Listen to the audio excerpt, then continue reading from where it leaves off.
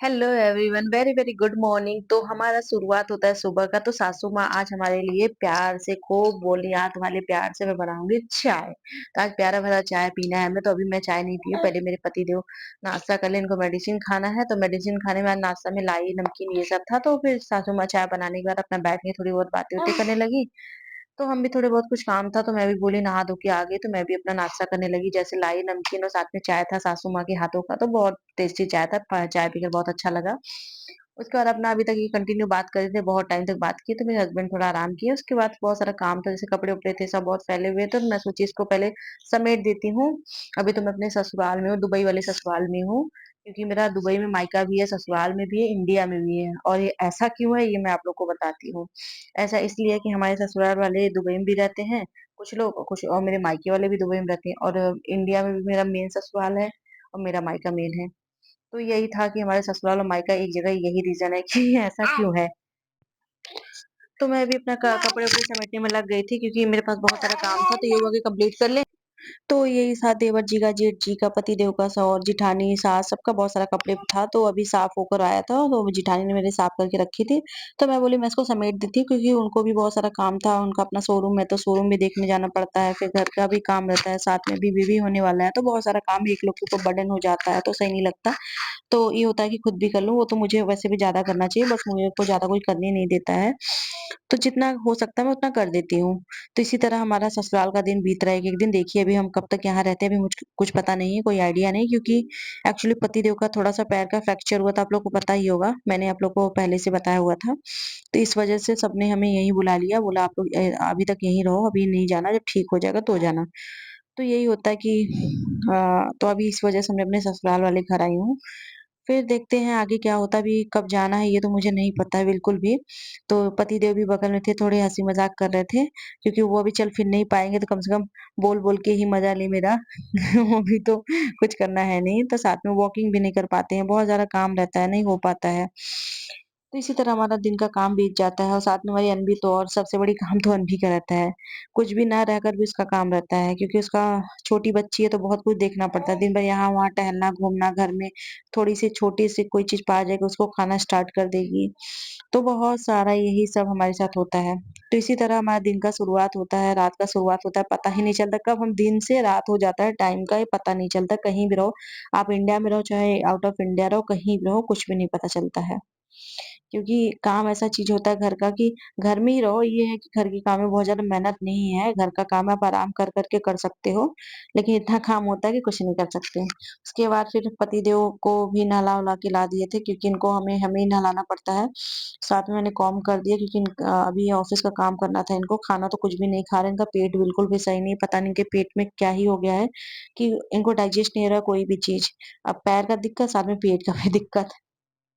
तो इसी तरह अपना काम हुआ धीरे-धीरे, और अभी इनका मैंने सोचा नहला-धुला के लाते हैं, थोड़ा बाल-वाल झाड़ देते हैं ताकि अच्छा हो जाए, तो कुछ काम में करें।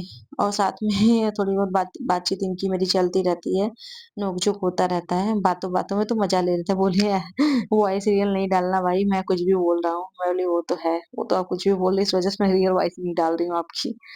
अपनी रियल वॉइस में सब बता दूँगी तो हँसने लगे। तो हमारा इसी तरह फाइनली सारा काम हो चुका है। अभी आप लोग अ, यही सब था, और बाकी अभी बहुत सारा काम ऐसा है कि पेंडिंग है, जैसे कि अनबी का तो मालिश करना, खाना खिलाना, ये तो हमारा थोड़ा-थोड़ा 1-1 2-2 घंटे पे लगा रहता है, सुलाना, क्योंकि बच्चा रहता है और बहुत सारा काम होता है। तो मैं सोची अभी इनको खाना दे देती हूँ, कह रहे थे खाना नहीं खाएँगे, नहीं खाएँगे, तो अभी नहीं खाएँगे, तो मैं बोली ठीक है नहीं खाओ, तब तक इनका केयर कर देते हैं, जो भी, जैसे आज आज तो ट्यूसडे हो गया था, क्योंकि इनका संडे को हमने नेल नहीं काटा था, मंडे को भी भूल गए थे, तो आज ट्यूसडे था, मैं बोली नेल और काट दूँ। और नेल तो बहुत ज़्यादा ही बड़ा हो गया था इनका, और नेल वैसे भी कट करके रखना चाहिए, थोड़ा हाइजीन मेंटेन करना चाहिए। और जब वो आदमी बीमार होता है तो अपना और भी हाइजीन नहीं मेंटेन कर पाता है। 1-1 2-2 दिन पे नहाना-धोना, बट मेरे पति को मैं डेली नहलाती हूँ, डेली सब कुछ सारा काम करती हूँ, खाना-पीना सब कुछ डेली करती हूँ। तो इसी तरह मैं सोची नेल का भी थोड़ा-सा कट कर देती हूँ, नेल भी थोड़ा क्लीन हो जाएगा तो सही लगेगा। आप लोग बताओ, आप लोग कौन-कौन अपने पति का ऐसे दुख-सुख में मदद करते हो, क साथ देते हो? बहुत अच्छी बात है, करना चाहिए। उसके बाद थोड़ा-सा कीवी इन्होंने छोड़ दिया था, बोला तुम खा लो, तो मैं बोली ठीक है, मैं ही खा लेती हूँ, क्योंकि थोड़ा बहुत प्रसाद पतिदेव अपना प्लेट में ज़रूर छोड़ देते हैं मेरे लिए। कुछ खाते हैं, पीते हैं, लेकिन मेरे लिए ज़रूर थोड़ा बहुत डाल देते हैं। इसी तरह दोनों बच्चे अपने आपस में मस्ती कर रहे थे, खेल रहे थे, ये भी साथ में लेटे हुए थे, देखते रहे, तो मैं बोली तब थोड़ा-सा रूम का हाल ठीक कर दूँ कि बच्चे खेल-खेल के सारा रूम में सब फेंक देते हैं ना, ब जैसे पिलो-विलो होता है, सब कुछ फैला देते हैं रूम में। तो इसलिए मैंने फटाफट कर दिया, अभी थोड़ा बहुत सा रूम का साफ क्लीनिंग करना है, तो बस क्लीनिंग कर रहे हैं, ये मशीन पता नहीं क्यों स्टार्ट नहीं हो रहा था। देखते हैं मशीन कैसे स्टार्ट होता है क्योंकि बहुत कोशिश किया मैंने, सारे बटन-वटन दबाए, बाहर का तो क्लीन हो गया, फिर मैंने बंद किया, फिर अंदर आई तो ये वाला मशीन क्लीन ही नहीं हो रहा था। तो पता नहीं क्या ही दिक्कत था, मुझे समझ में नहीं आ रहा था, क्लीन हो नहीं रहा था, मैं बोली चलो बाद में करेंगे, बाकी अभी और भी है, सोच रहे हैं पहले अनवी को तो रेडी कर देते, जब ये नहीं क्लीन हो रहा है इसको मैं सोची निकाल के रख ही देती हूँ, क्या ही फ़ायदा, जब क्लीन नहीं हो रहा है तो इसको यहाँ-वहाँ करने से कोई मतलब नहीं है। फिर से मैंने चेक किया वापस से तार-वार सही तो है, कोई दिक्कत तो नहीं है।